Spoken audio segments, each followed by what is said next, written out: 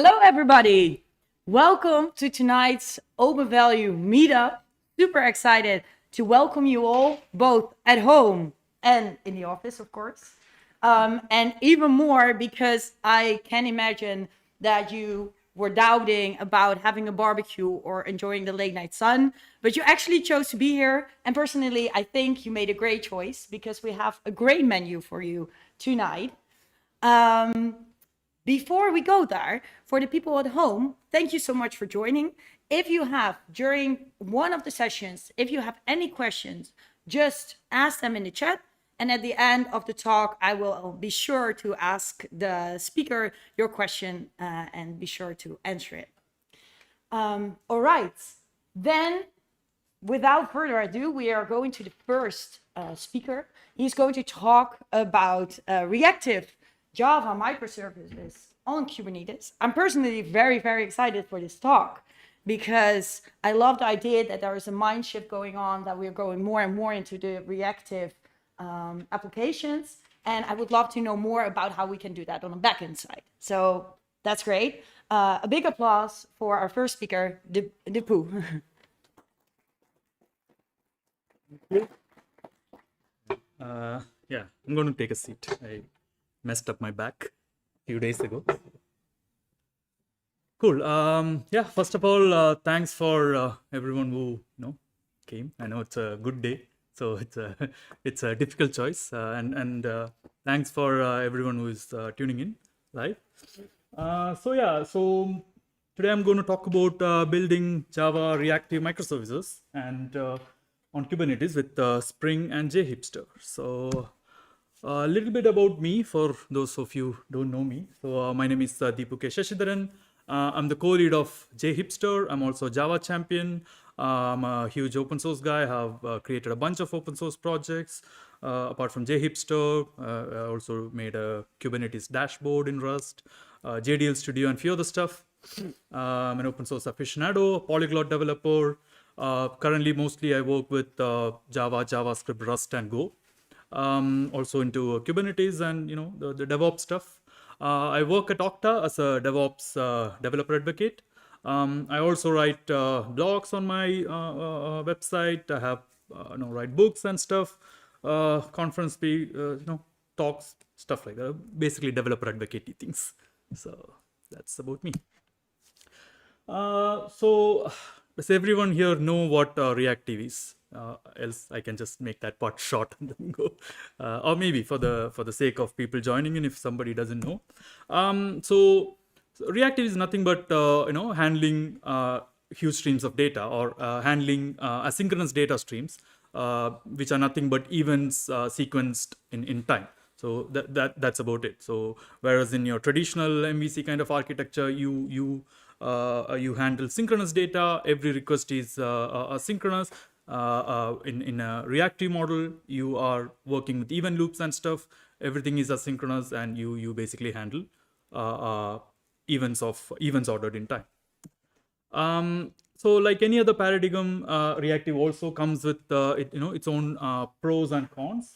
So on the pro side, reactive streams are easier to compose and manipulate compared to an MVC stream, especially if you are familiar with something like observables and stuff. You would already know it's easier to manipulate the streams, and since the streams are arriving ordered in time, you can manipulate them easier than taking a chunk of thing and doing whatever you want. You can also build highly interactive UX with reactive streams. So if you are encountering an application that is extremely interactive and responsive, it might be using a reactive backend, because you can have that kind of real-time interaction kind of thing, because you don't have to wait for everything and then send and receive data. You can do it in real time. So interactions can be much more nicer, much more real time.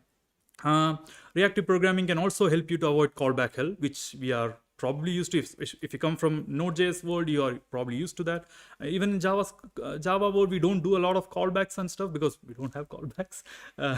But something closer you might already be doing. Reactive systems, helps you to not do that, and have more like a it kind of if you have worked with Kafka and these kind of things, then it's a similar model. So it's easier to subscribe to things, react to things rather than expecting something and waiting, So it's much more efficient.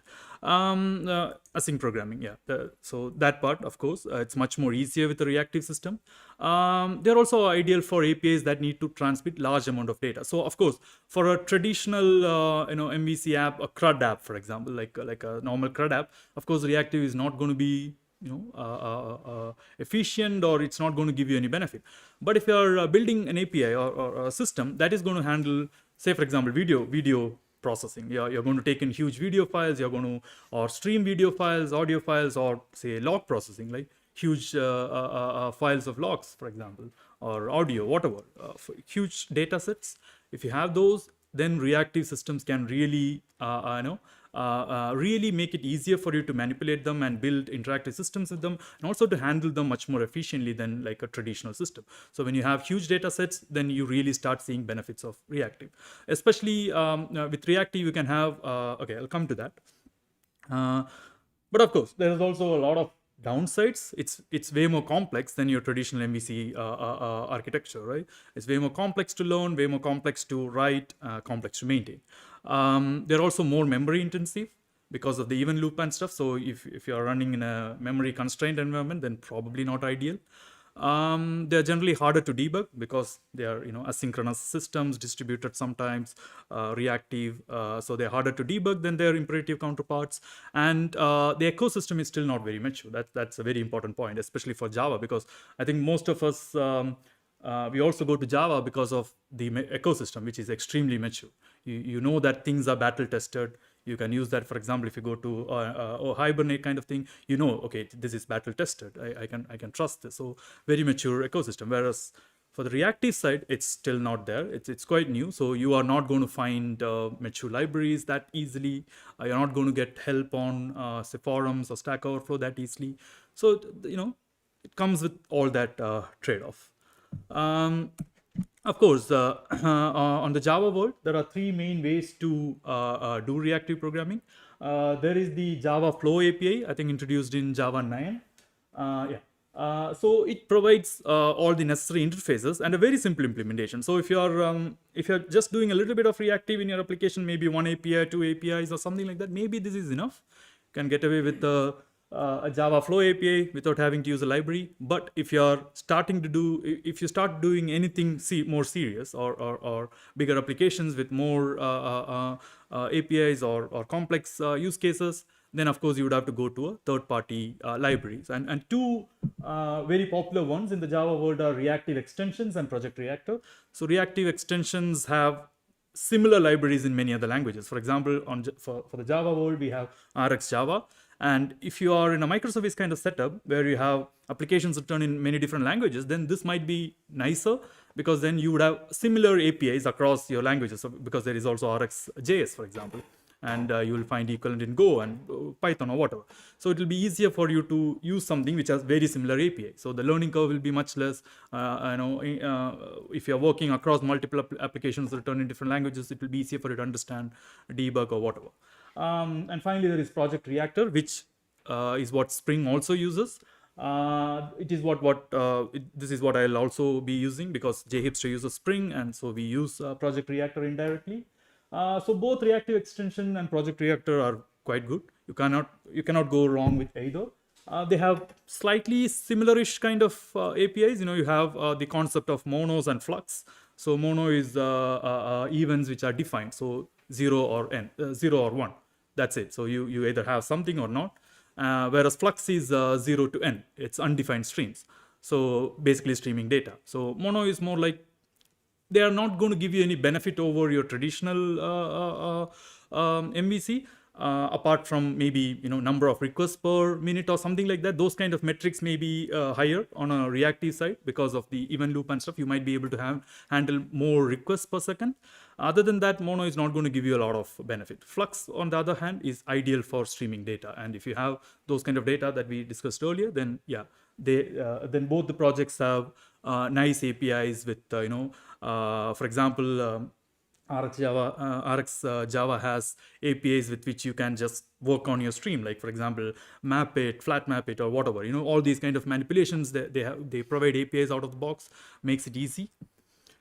So these are all just setting the stage kind of thing. So I'll try to spend more time on the demo this time. I did this in JSpring, but how long do I have? 1 hour? 45. 45. Again? Okay. Then probably not. Okay. If it's good, you have 500 seconds. Yeah. So with Spring Boot, so servlet stack, I think if you have worked with Spring Boot, you might be familiar with the servlet stack. Now Spring Boot also has a similar reactive stack. So as you can see, like so instead of servlet containers, we have the 3.1 containers and netty that takes care of that part. There is a reactive streams adapter, which is equivalent of the servlet API. Then there is also a reactive implementation of Spring Security, and of course Spring WebFlux, which is the equivalent of Spring MVC. So that would be that is what you would use if you are doing reactive with Spring. And then there is Spring Data reactive repositories, which underneath uses R2DBC for all the SQL databases. And of course, Mongo, Cassandra, Redis, they all have reactive implementations natively. So they are quite ideal. So when we started the reactive implementation in JHipster, we actually initially only had support for MongoDB and those, because R2DBC was I think still beta or something, didn't support all the databases, there were issues. So we started off with MongoDB as an experiment for reactive, and then when R2DBC was ready, we extended that to all the SQL databases as well. So this is the stack that you get with Spring. There are some things common between Spring MVC and Spring WebFlux, because as a programmer, when you if you are implementing reactive using Spring or JHipster or Project Reactor, no, especially Spring, then Spring WebFlux would be something that you would interact with. That will be your entry point. You might not care about the other parts that much, because that's like do once and forget about kind of thing. Whereas Spring WebFlux is similar to your Spring MVC. So that is what you would be writing APIs against. That is what you would be using to define your models and stuff, your REST APIs and stuff. So of course there are some things in common, like the annotations are quite similar. They both have reactive clients actually, and both can run on Tomcat, Jetty, and Undertow, but they actually have more differences than what they have in common. For example, with Spring WebFlux, the endpoints are more functional, whereas in MVC they are imperative, because it is one thread per request kind of model, where we have blocking dependencies for JDBC stuff, whereas in WebFlux we have the reactive equivalents, and WebFlux is also based on even loop concurrency model, which is quite similar to how JavaScript works. So you have a ever running even loop, which basically processes your requests. So that's how the concurrency model works there. So the code wise, not too different, I would say, especially for the JHipster implementations. This is example from JHipster's Spring MVC controller code. As you can see, we have the annotations that take care of stuff. So we do a JDBC call here, and then we just provide the entity back as a response. So it's quite simple. The same thing in WebFlux. So again, the saving the product and all those things are quite similar. But you can see additionally now since they are wrapped as fluxes and stuff, you can also use the built-in methods to manipulate them. Like you can map them, you can do data manipulations on that directly, and of course you still wrap them as response entities, but then you also wrap them as either mono or flux. This is not that interesting because it's mono, so 0 to 1. For same use case, flux would also be similar, because the code wise is going to be similar. I think when you'll start seeing differences when you start manipulating the data. For example, if you have streams coming, I worked on a project where we were processing log files using RX Java, and it was quite interesting because the files would arrive in like batches and stuff, sometimes a few gigabytes, sometimes like short file. So we had to encrypt those, so we could actually implement that encryption, streaming encryption within this this this Flux kind of model. So it was much more, which was challenging, but we could encrypt streamingly and we could decrypt while streaming that back. So those kind of advanced things you could do with a reactive system, which of course, if you try to do this in MVC thing, you would have to take the entire thing, you know. So this was faster because we were not doing the entire thing, because we were having some files which is so huge and we were running encryption on that takes us a long time. Whereas when you chunk it and encrypt them, it was much more faster because you're also transmitting those chunks. So these kind of implementations becomes much more manageable in a reactive system. So of course, the question, do you need reactive programming? Absolutely not. Most of the times, I think a traditional MVC or imperative programming model is more than enough. You're not going to suddenly see any advantages, or you're not going to suddenly get a 2 times faster app or something just because you switch to reactive. That's not going to happen. This is definitely for specific use cases. Same as the microservice question. So it's not a silver bullet. So if you have programs that is going to handle or stream huge amount of data, if you have to manipulate huge amount of data, then reactive systems might be useful. Otherwise, you're not going to see any benefit over an imperative system. So that's about reactive before the demos. So JHipster, for those of you, I already spoke to some of you, and I think I was glad to see that a lot of you have already actually tried JHipster or even used JHipster. Very glad to know that. So again, how many of you have actually tried JHipster or know about JHipster? Okay. Oh, okay. Cool. Awesome. Okay. So it's one of the most popular rapid application development platforms in Java. So if you're in Java and if you don't know JHipster, you should check it out. So you can scaffold modern web applications. When we say modern web applications, we are not talking about JSF on the front end or all those stuff. So we are talking about full JavaScript stack on the front end and a Java stack on the back end, which are actually the modern web apps on the Java world. So you can, create a full-fledged CRUD application with Vue, Angular, or React front end and all the Java goodness on the back end with all your entity model. You'll get CRUD for all that.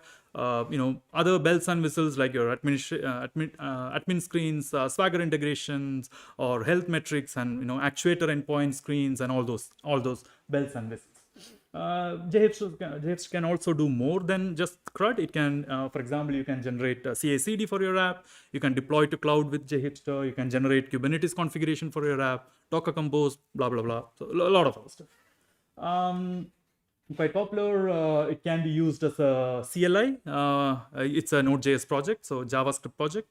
So you can basically install it using npm and then just run JHipster to use it. Or you can also visit the website and use it as an online application. You can define your stuff there and get the application out as a zip file or onto your GitHub repo. So that's how you use JHipster.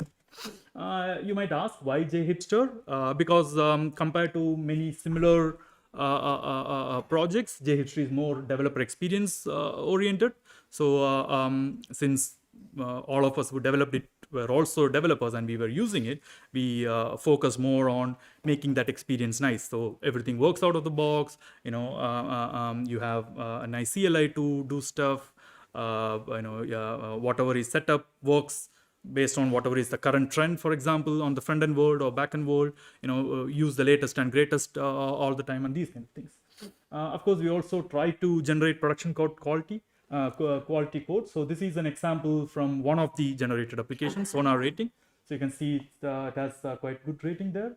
We try to maintain best practices on any selected combinations. Of course, sometimes we do slight adjustments here and there to make everything work, but we try to follow whatever a particular framework follows. For example, if there are Hibernate good practices, we try to follow that. If there is a Spring data good practice, we try to follow that. Angular best practices, we follow that. So we try and keep up to date all that thing. For example, when the React world started using hooks for everything, we migrated the code to start using hooks as well from the previous model. So we try to do all that.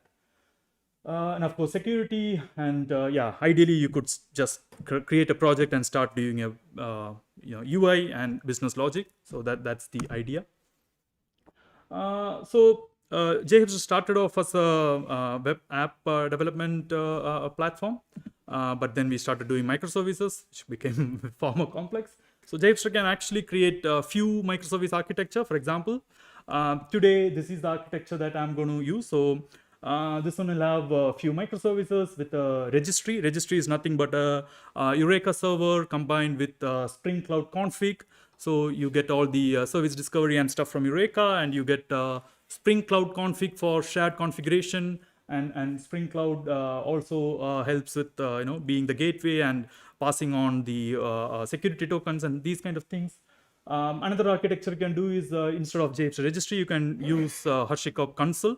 It does the same stuff, or you can put traffic in front as a layer, or you can do the same with Istio, where you won't have a registry and you'll use Istio's built-in service discovery and stuff like that, and you'll use that as a gateway. So different architectures. I'm going to go with this.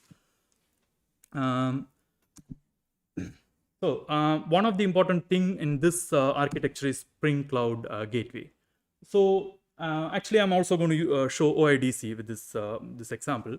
And if you look at the code generated, Spring Cloud Gateway makes it so easy to make this entire application authenticated with OIDC, because just by adding a small filter, so for example, in the JHipster code generated, you will see something called token relay filter. So just by adding a filter, you could make Spring Cloud Gateway to take the do the authentication, take the token, and pass it down to the microservices. So the microservice actually only have to validate the token. So it makes it easier to do these kind of things, because it is something that you would put on your gateway.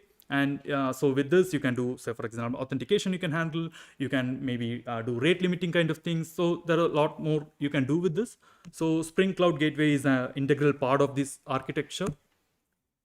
And again, similar to the previous question, do you need microservices? Probably not. Most of the times, like I think, yeah, I was talking to someone and like they mentioned they were like a 5-member team maintaining like 20 plus microservices. I was like, why? And I was once in a team where we were like 3 or 4 people. We were maintaining like 6-7 microservices, which was a stupid thing to do in hindsight. So of course, not for everyone. Bigger companies, who has the resources, it's fine. But for smaller teams, I think monoliths most of the time works better. Your microservice, of course, comes with its own complexities. It needs its own, if you go microservice, you'd have to probably do a distributed tracing then, because you don't need that in a monolith, right? You then need distributed tracing. You then need something like, say, maybe Kiali for observability. You need a full-fledged observability for your things. So you're just, right? Like, so of course, now again, not a silver bullet, only when there are challenges that can be solved. I think I have enough time for demo. Okay, 7:30, right? Where? Until, yes, I have 30 minutes for demo. Cool. I'm gonna switch to.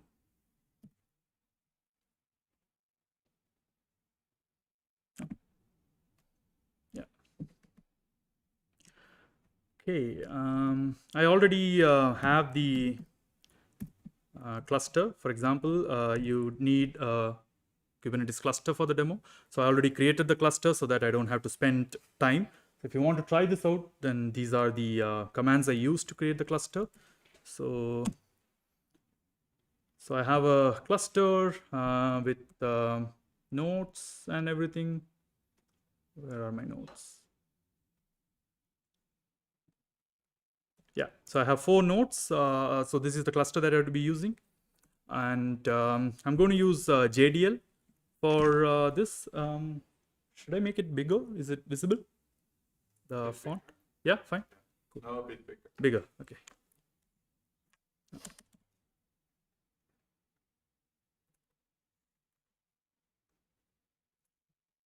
Okay. Yeah. Cool. So,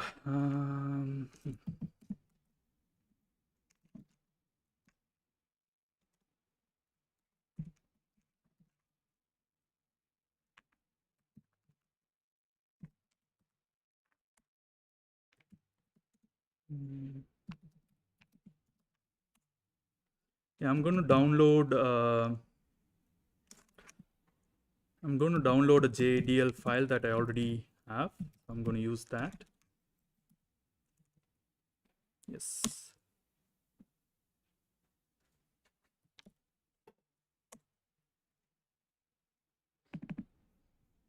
So JHipster has its own DSL where you can define. So you can also use JHipster as a CLI where you type JHipster, then start answering questions in the CLI. You say yes to this, yes to that, blah blah blah. Or you could also provide it as a configuration file. We call it JDL, which is JHipster domain language. So you can configure applications. You can configure your entities, enums, relationship between entities. And stuff like that. So you can define everything, and you can also define your deployment in the same file. So you can have one file and you run one command, basically it recreates your project from your application to your entities to how you're going to deploy it. So everything can be recreated using this file. So I'm going to use this. And so as I showed in the architecture, there are 4 applications. So the store is going to act as our gateway because I have mentioned the application type as gateway. So JHipster knows to make it a gateway with Spring Cloud Gateway and everything. It will also have the front end with React. And we would have the microservices without a front end and just providing the APIs. And these are of type microservices. If you say monolith instead, then it will create a monolith. And of course, we have entities, which is very JPA-ish definition. So you'll, I think most of you, if you are familiar with in the Java world, I think, or JPA or something like that, then I think you are good with it. Is it good enough? Yeah, I think it's a bit smaller. Is it okay, the size? Yeah. Again, yeah, where was I? Entities, yes. So very JPA entities, you can do enums, you can define relationship between entities. JHipster takes care of creating everything. And since these are microservices, the front end would be created on the gateway instead of on the services itself. You can also do micro front ends with JHipster, in which case the front end would be generating those services, and then everything will be aggregated on the gateway using micro front end framework for the appropriate front end that you chose. Okay, was I? Okay, so I'm going to run the command jhipster jdl. Yeah.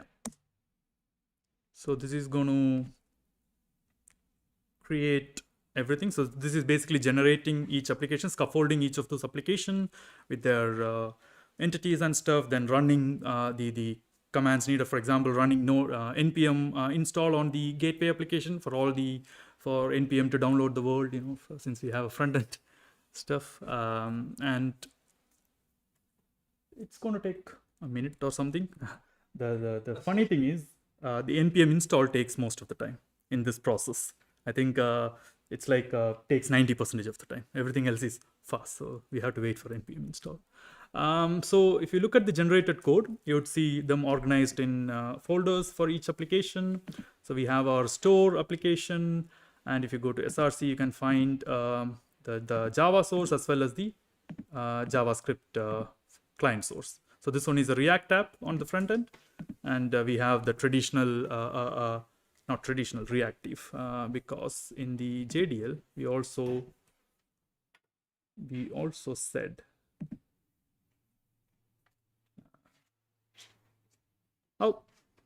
oops. No, this is the, okay, I used the wrong file.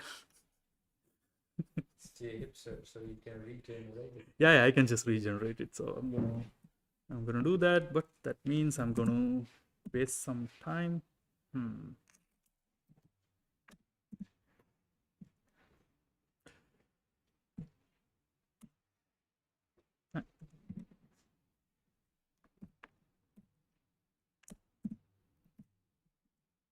Yeah, I can keep the other one. What else? Shit, I don't need this as well. Yeah, this is not the right file. Let me just quickly copy the file. I think I have it.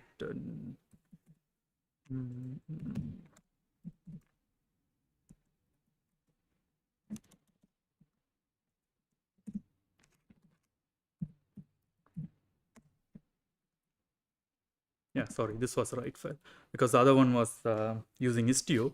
So this one, pretty much the same thing. The only additional thing is this keyword here, which says reactive true. That's the only difference, and probably some difference in the deployment part. That's probably the only difference. Yeah, that's the only difference. So I'm going to run it again. JHipster JDL app dot JDL. Sorry about that. Yeah, whatever I said earlier is kind of the same, but I think the app that was previously generated was using Spring MVC, the traditional one. Whereas here, if you look at the Java source, you can see on the website, yeah, we are using, yeah, we are generating reactive endpoints. Of course, everything that JHipster generates is going to use mono because CRUD is always like CRUD by default is defined. Unless you have specific use case, you would have to change it to Flux. But whatever JHipster generates is using mono. So code wise, I won't say it's that interesting to look at because it's basically looks exactly same as the MVC code with everything wrapped around mono. So that's the only difference. Of course, if you look at the security implementation and stuff, you would see this using Spring Reactive Security. And also, if you look at the repository side, you will see that this one is actually generating everything required for reactive repositories. It is not using, similar to what Spring Data had. It is generating methods for you, very similar to what Spring Data would do. But with you can see here that this one, these are Flux methods, for example. So it gives you that. So it's like a step on top of what Spring Data would do for traditional architecture. So here it would generate whatever is missing from the stack, for you to use this app in a reactive way. So it will generate everything for you. So I would say the repository side is quite interesting to look at due to all the R2DBC stuff that is being done here. What else is interesting? Domain classes, not very interesting. Quite, they look quite similar to what you would have with your traditional architecture as well. So again, I recommend that you try this out. Look at the generated code if you're interested and see. You should be able to, if you're familiar with the Java stack, especially Spring, you would be at home because it follows everything, all the good practices that put forward by Spring. It uses layout and everything, which is quite, common in the Spring world. So I think it is done. Yes. So we have generated. We can now build our images and put them to a Docker repository. I have already done that, so I'm not going to, because this will take another 5 minutes. I don't have that. So basically you go to each folder and run the Gradle command, and JHipster comes with jib integration. So jib is a Docker image building tool for the Java world. So you have a Maven and Gradle plugin. It makes working with Docker images quite easy. You don't need a Docker file for this because you can provide everything as a zip configuration, and it takes care of building Docker images. And it's even better than using Docker directly because this does the layers in a much more efficient way, catches and does the layers in a much more efficient way. So take a look at jib if you are doing a lot of Docker stuff on the Java world. And if you're not using jib, then I would recommend taking a look at it. It can give you a lot of benefits. And I said I was going to do YDC. I don't know if I have the time for that, but I'm going to try. Of course, since I work for Okta, I'm going to do IDC with Okta. So I'm going to use the Okta CLI to create a JHipster app. So the CLI has configurations to create a JHipster app on the Okta tenant and configure it with the roles required for JHipster and everything. So I'm going to go with the defaults, all defaults, because it is pre-configured for JHipster. Since I said Okta apps create JHipster, which is specific command to do a JHipster app. So it has done that, and let's see. Okay, and it has created an N file with all the details that I would need, like my issuer URL, my client ID, and stuff like that. So next you would have to update your registry. Because we use Spring Cloud config, we can update one file and have that configuration distributed to all our apps. That's the advantage of using Spring Cloud config. So we would go into the Kubernetes stuff generated. Oh, I think I didn't go into this before. So yeah, since we defined the deployment using Kubernetes, that was also generated. So you can see for each application, a deployment manifest is created with whatever you would normally do in a production app. Everything's set, like for example, pod affinities, you have a nice init container setup that waits for your database and stuff, all the things that you would actually do in your normal setup. It is all there. You would have a manifest for your database if you're going to run them on your own, or you can switch them out to your service provider one, services and everything. And for each application, and of course the registry setup. Since we are using registry, if you used console, it will generate the console one. If you use Istio, it will generate the Istio stuff. So it will take care of all that stuff when JHipster take care of that. So in the registry, we have a config map that is defining the shared configuration. So this one is provided to all the applications. So we would, do I have it? Yes.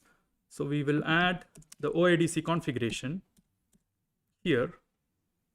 And that's it. So this would be the only thing that we need to do in order to distribute the OIDC configuration.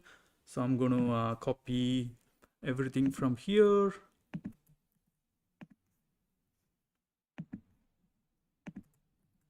My client ID.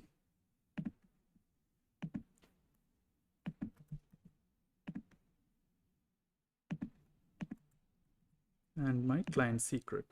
Of course, you should never put your secrets in a Kubernetes config map or Kubernetes secret even, because they're technically not safe. I mean, even Kubernetes secrets are just base 64 encoded strings, so you can decode and see what it is. This is not the ideal way to do it. I'm just doing it to demonstrate. I'll show you how to do it in a safer way for this particular setup. Of course, there are many ways to do it, but for this particular setup, there is a safer way to do. And next thing you can do is, since we are using JHipster registry, it has a OIDC mode already pre-configured. You just need to enable a profile and it will work as an OIDC. It will look for the OIDC configuration and try to authenticate with that. So we have to add, we have to go to the registry, find its configuration, the active profiles, and add the OAuth2 profile. So this will automatically make the registry, take this configuration and log in using your OAuth credential. And once you have done all this, you can actually deploy. So let's see. I'm going to the Kubernetes folder.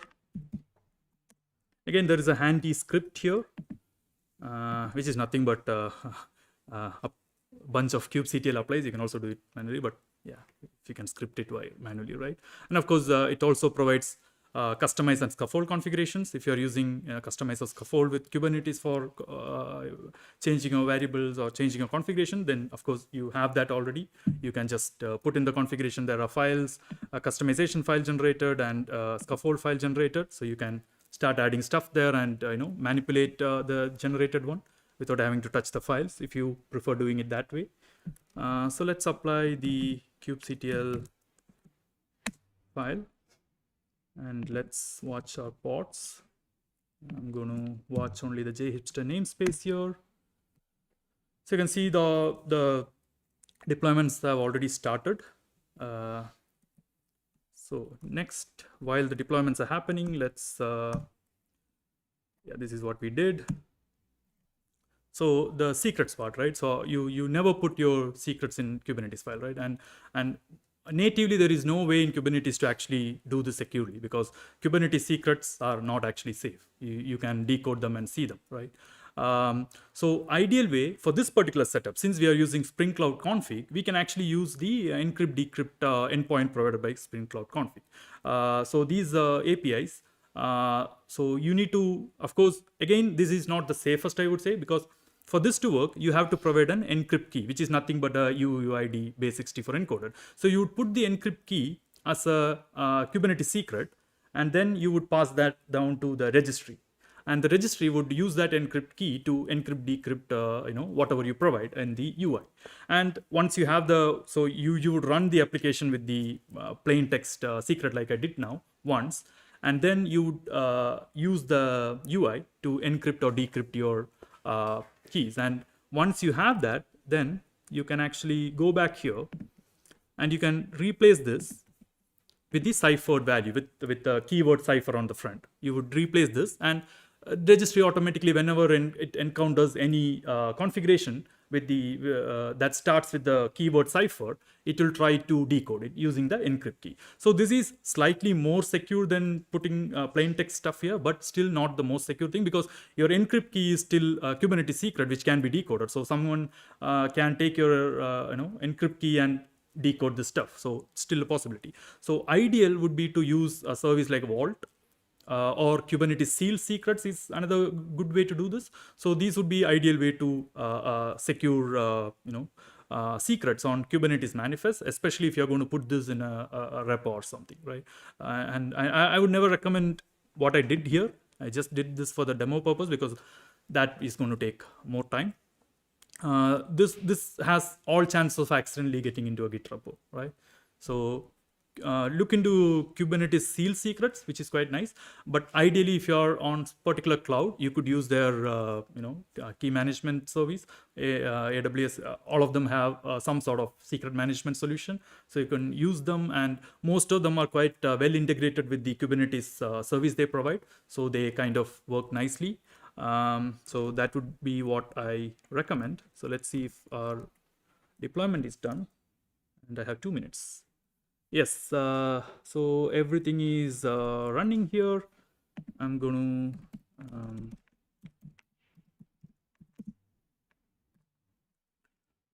so I'm going to run the app.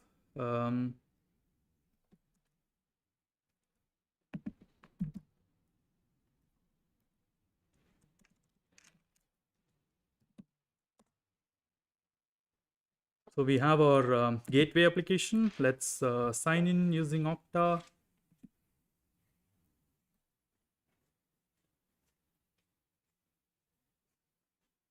So we are signed in. We have all our entities here. So this entity customer comes from the store itself, but product, for example, it comes from the microservice. So for example, you can create a new order. So this is calling the microservice APIs to do that. We also have some administration stuff. For example, you can see what endpoints this gateway is talking to. That means all your applications, their endpoints and stuff. You can also see metrics, for example, from the Spring actuator endpoints, health from the actuator endpoints, and you can see all your configuration that is currently being run. And you can also have the real-time log the logs based on logback. So you can actually change the levels from the UI if you like. Some of these are available in dev mode, some are available in production. So you don't see any Swagger stuff here because I'm running it in production mode. If you run it in dev mode, you'll also have your Swagger endpoints for your API. So you can try out and do all Swagger stuff. And of course, you have some account management stuff. Since it is OIDC, you don't have other URLs like register, change password and stuff, because you'll do that into your OIDC tenant. So for example, if you wanted to make this application use JWT instead of OIDC, right? So you only have to do one small change. You just have to change this line so you just have to change this to JWT for all the applications. Just change to JWT, regenerate, and you have the exact same thing, but using JWT for authentication. Or you change to session and you have session-based authentication. Okay, for my microservices, that's not going to work. So it's just OIDC and JWT, but for monolith, you can do session-based authentication. Similarly, anything else, it's just changing here. Postgres, if you're on MySQL, just change here, you have MySQL. For example, I have Postgres for some database, and I have, where is my notification? I have MongoDB for this, and everything that JHipster generates, for example, for the notification Kubernetes stuff, it generated a clustered MongoDB configuration and with a lot of scripting, because all those script was required for it to work well in the generated setup, find other instances, cluster with them, and blah, blah, blah. So JHipster takes care of all this. So let's also take a look at the registry. So I'm going to close this.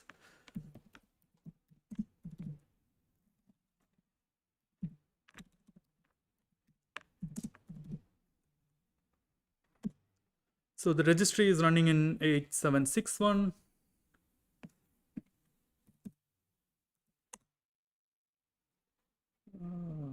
Okay.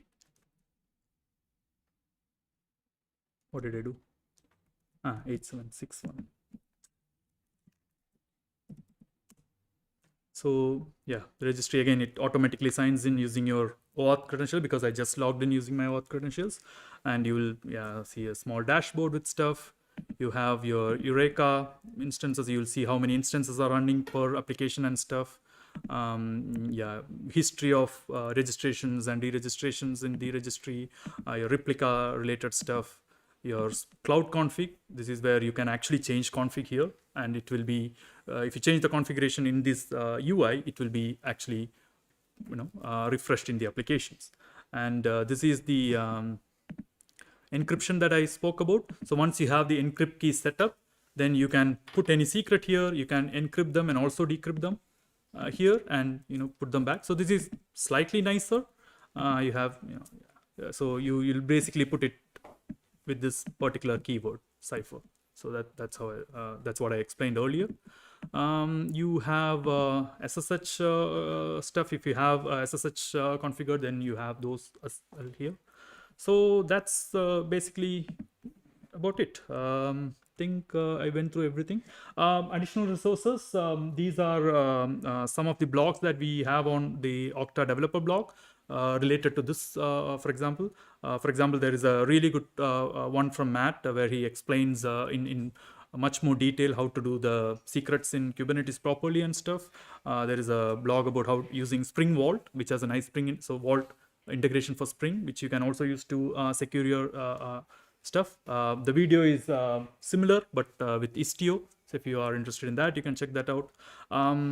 That's about it. So the takeaway that I would expect people from a talk like this, because this is more of an introductory kind of thing, a takeaway that I would expect is you know that there's this tool that can do all these things, and you can use it for different purposes. You can use it for learning. I used JHipster for learning a lot these days because I'm a developer advocate now. I don't actually do any production code anymore, so I don't build applications other than the OSS stuff anymore. But if I really want to learn, say for example, I'm familiar with how JHipster's this architecture works with registry and everything. So when I wanted to learn Istio, it was easy for me to take an application that was done this way, change everything to Istio, regenerate a separate application, and compare and see what I needed to learn, like see the difference and see, okay, how the service discovery is being handled, how is traffic management handled, how is quota splitting handled. So all these things I could compare and I could learn. So I use it as a learning tool. So I hope you would also use it like that. So JHipster is not the intent of this project was not for companies to take it up and create projects. It was mostly educational. So we wanted people to try it out and learn stuff. So if you don't know how to integrate, say, React with a Java application, so try this out. You don't need to learn anything to try it out. And once you have the application, see how it is done. So that's what I would expect. So thanks, folks. I'll be happy to answer any questions. Sorry, I took 2 more minutes, I think, to 5 more minutes. Thank you.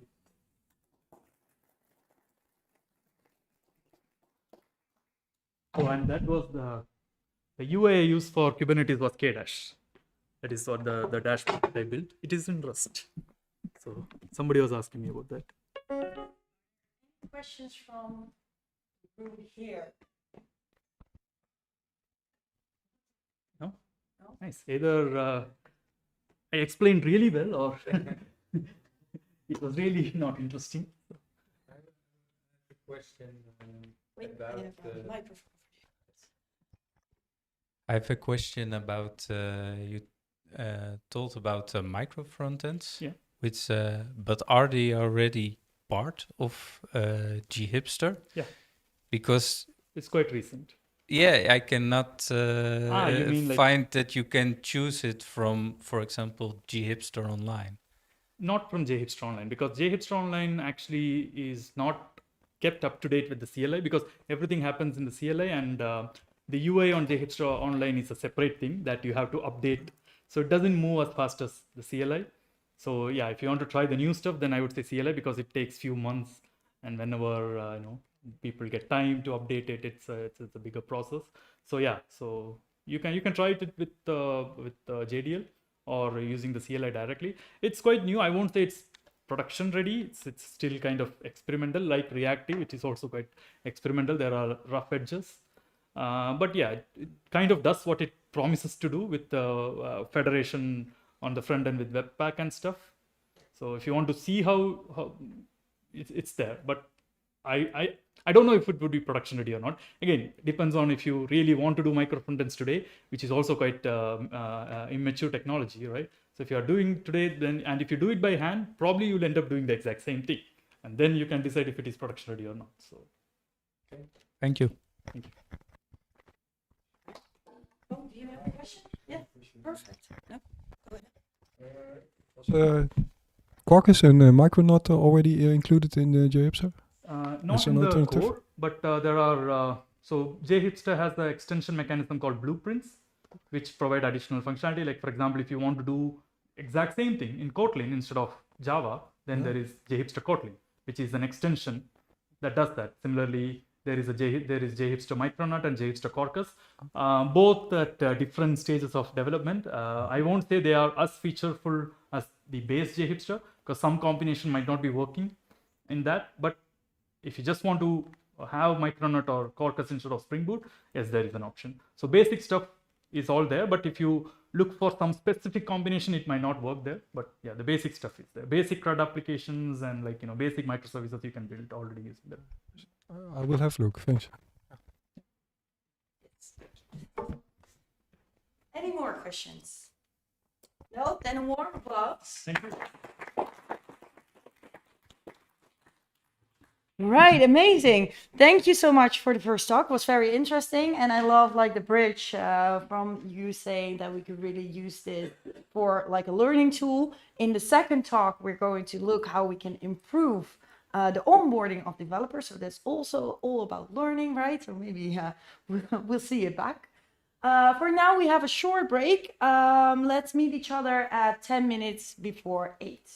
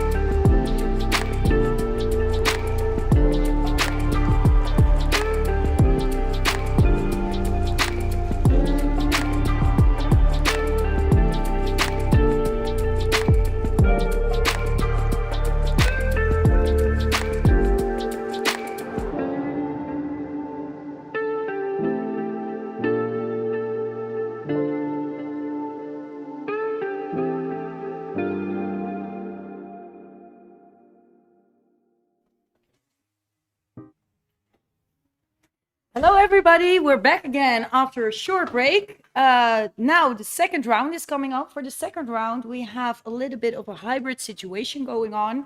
We're going to have 20 minutes, I think, of theory, right? Yeah. Of the presentation. And then after 20 minutes, oh, people at home, you're going to miss out. We're going to have a hands-on session. So that's really cool for the people here. But for the people at home, we will then have like a short questioning round. And then I will thank you. And that's it for you guys. And then we'll continue over here. All right. I give the word to you. I think it's about the improvement of onboarding of developers, right? All right, cool. Give it up for Elke and Steffan. Yeah, so welcome everybody. We're going to talk about improving the onboarding of 150 DevOps engineers in 3 dimensions at PostNL. But first we want to get you activated, thinking about the onboarding journey, and think about your own onboarding journey when you first joined your current company or previous company. So let's have a show of hands.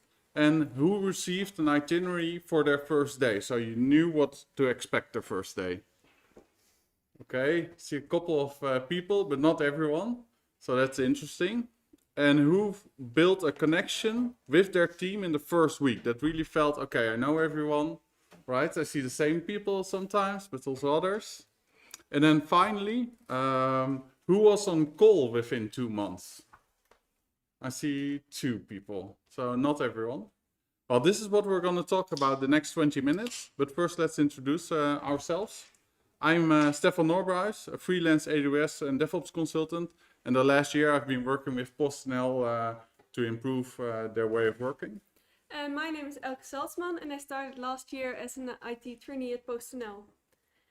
And today we will guide you through our journey that we have done in the last couple of months. So we first will tell you about the problem we encountered at PostNL with the onboarding of new engineers. We came up with a solution to it, and the solution consists of an onboarding journey and an onboarding guide that we have divided into multiple aspects and phases during the onboarding. So we will tell you more about it, but of course first let's see if there's a problem. Well, we have seen that more and more companies are getting digital. So the world is in a digital transformation. We have a lot of digital native companies, but also companies like financial companies or logistical companies claim they are a tech company with financial or logistical services. And we have one thing in common, that's that we need good DevOps engineers to reach our goals. And finding those good DevOps engineers and hiring them is already hard, but retaining them is maybe even harder. And we claim that retainment starts already before their first day. So let's look at the problems that we see in onboarding, and let's take a deep dive in there. So first, we see an ad hoc approach to technology. The approach lacks any structure, so that leaves new hires becoming overwhelmed. They're bombarded with technical details, and the end result is a low amount of knowledge transferred. Secondly, during onboarding, limited focus is spent on building trust. And trust and social connection is the key ingredients for good teamwork. Finally, there's a limited psychological safety and room to ask questions. At the last place, the organization has no official place in the onboarding. So you only meet key people haphazardly. You potentially meet them in the office or when you really need them, but you don't know them during the onboarding. And any chapters, guilds, or groups that work on focus areas of your interest or get to decide stuff, you're not introduced to that. So these are the major problems that we see due to the lack of focus on onboarding. Yeah, and we say that this can be solved by a good onboarding journey of new engineers. Now that we have seen what we want to build, let's talk about who is responsible for this journey. So we say that this onboarding journey is the responsibility of the whole team. You need to make sure that this new person goes from the rookie to a team member as fast as possible, and to build trust and therefore build an effective team so that the new hire can add value to the team as soon as possible. And therefore we have created a solution. So we have built an onboarding guide, and we have divided it into 3 aspects, or 3 dimensions, and into 4 phases of the onboarding. So first take a look at the dimensions that we have thought of. So the first one is the technical dimension. Like Steffan already said before, it's now an ad hoc approach mostly. And you should think of a structural way to introduce a new hire to your technical problems. Then secondly, the organizational aspect of the onboarding. Make sure that a new engineer feels part of the family, part of this organization as soon as possible. And last, the social aspect is very important to build trust and to build an effective team. And then we have divided this into 4 different phases. So like I said before, the retainment starts already before the first day. So after signing the contract, you should already think about the onboarding. Then on the first day, you should make sure that the new hire has an unforgettable day and don't want to leave the company soon.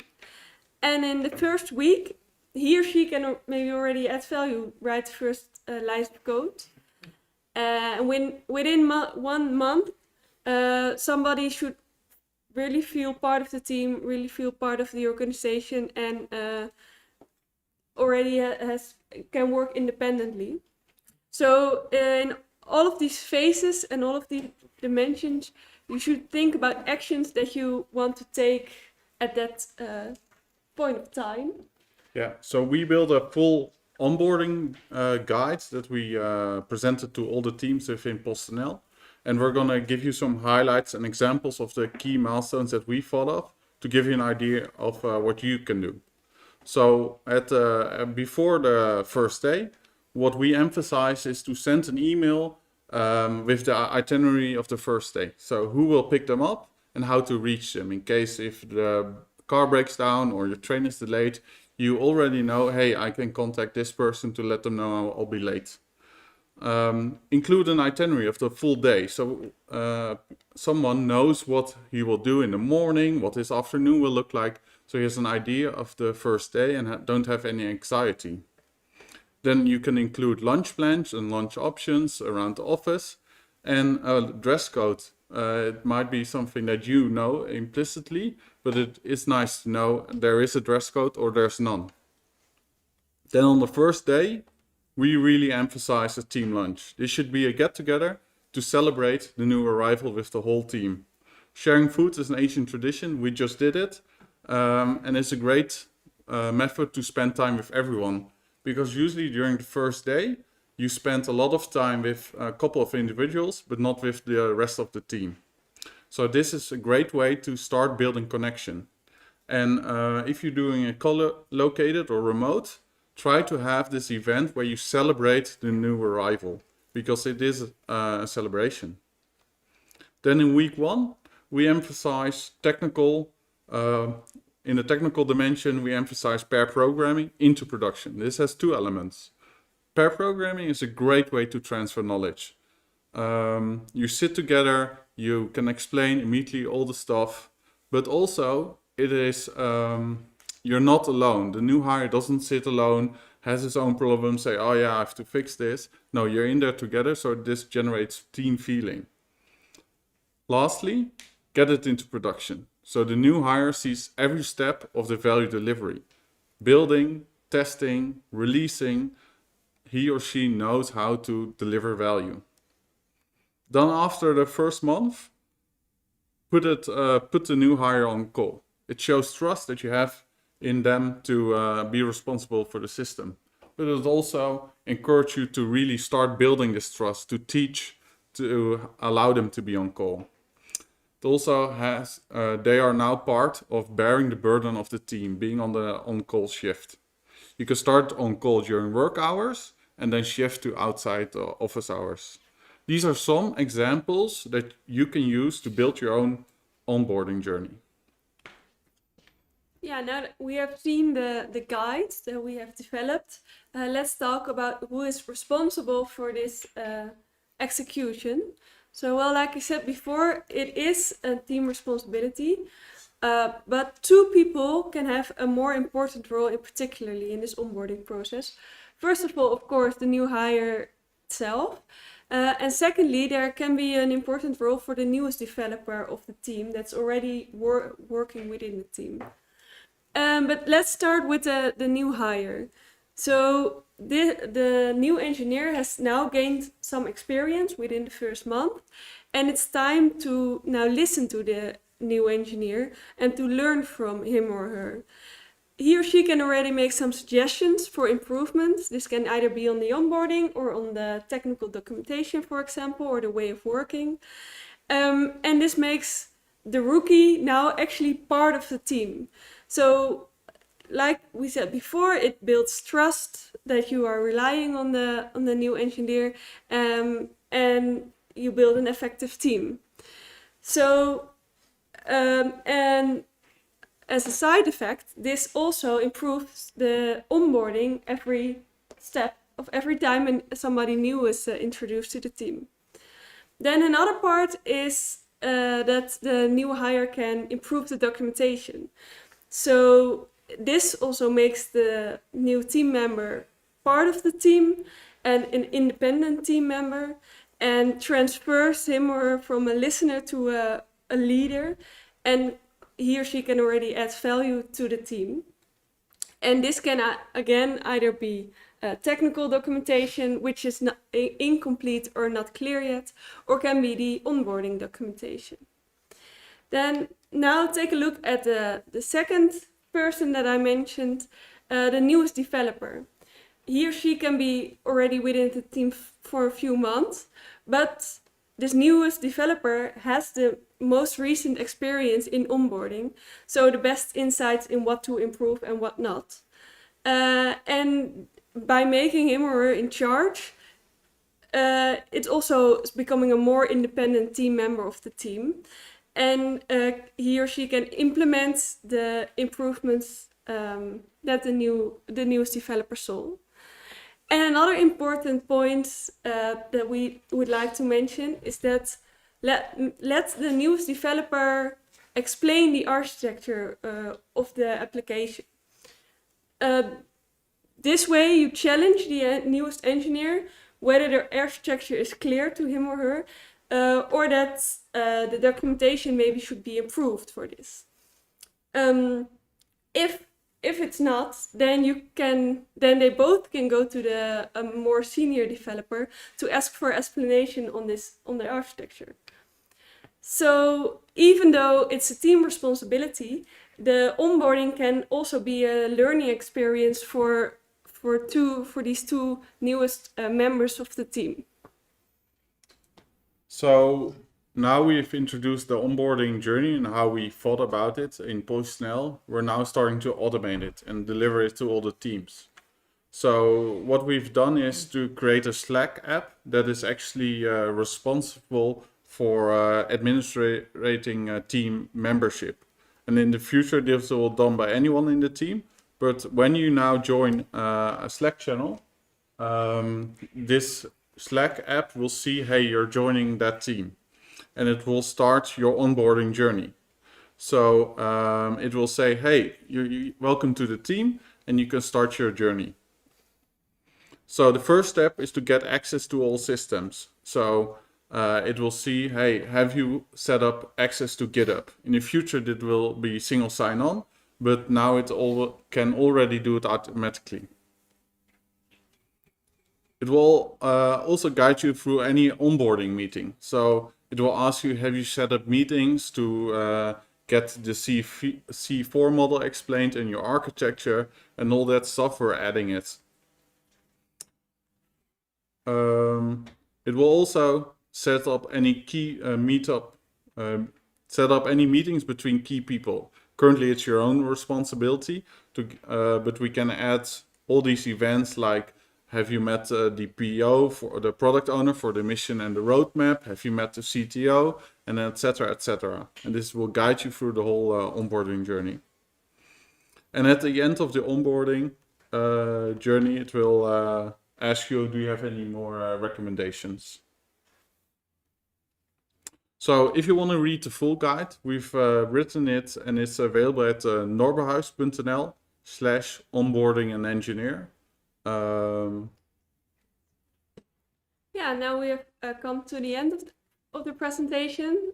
So I will give a quick recap before we go to the hands-on workshop. So we have seen that we had this problem within PostNL that there was no structured onboarding journey for new DevOps engineers. And therefore it was already hard to hire them, and we wanted to retain them. So we built an onboarding guide to do this in a more structured way and to have a complete picture of the whole onboarding. We have divided it into 3 dimensions: the technical, the organizational, and the social aspect. And we also have divided it into 4 phases. So before day 1, where the retainment already starts, on the first day to make his or her day unforgettable, and within a week where already some value can be added, and within a month to be a full member of the team.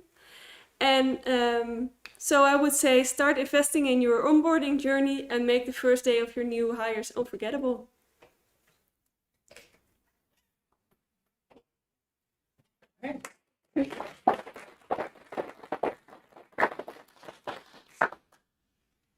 Yes, thank you so much. Are there any questions from the audience in the room?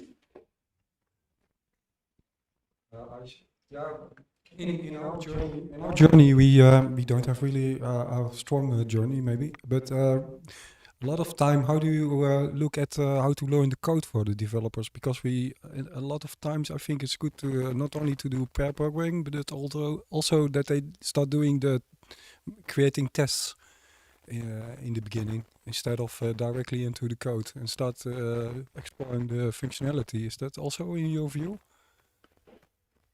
So in our view, what we said is to pair program into production. So one of the key things there is that you also to test, and we think that every step of the value delivery should be a step in that process. So yeah, I completely agree that testing is part of that. So also the feel and touch.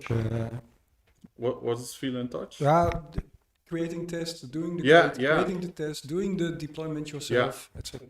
Yeah, and in pair program you have different ways of operating, and so one is the boss driver and stuff like that. But I would really recommend that the developers spend the most time on the keyboard, and you just sit back and say, hey, now you need to do this, and in that mode. Yeah. So yeah, start swimming. Yeah. Right, cool. I don't have any questions from the people at home. Okay. So I would love to thank you for this part. The people at home, thank you so much for joining. This was it for tonight. We hope to see you, of course, for the next meetup. And meanwhile, we'll continue over here. Okay, have a nice evening.